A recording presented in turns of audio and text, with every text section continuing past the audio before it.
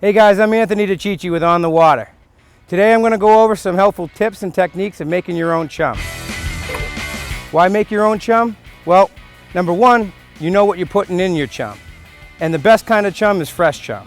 Number two, chum bought from a tackle shop can be pretty pricey, especially if you need 8 to 10 5-gallon buckets of chum to last you for a 2-day shark tournament.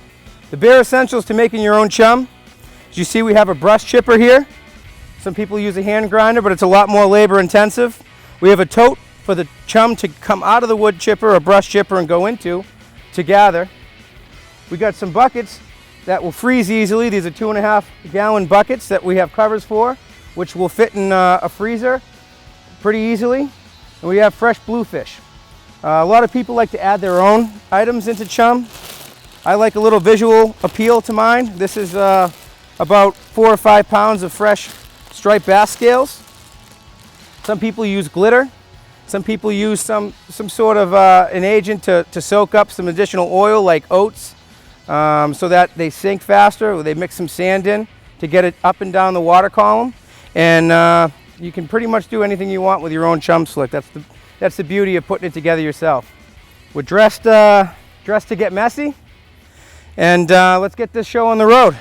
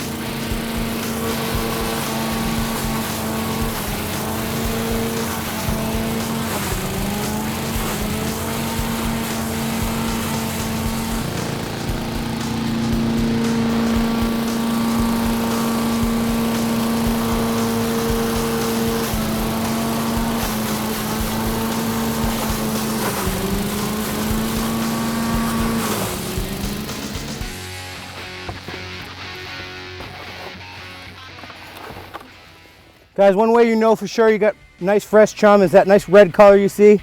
Understand there's some striped bass scales in there that add a nice shimmer when it's defrosting and going down throughout the water column. Makes it appear as if something's getting killed up near the surface, which brings those apex predators in with both sight and smell. Guys, we got the most labor intensive part out of the way. That's making the fresh chum. We're gonna hit the water, get a nice chum slick going. Crew's going to be high on confidence because we got the most fresh chum possible.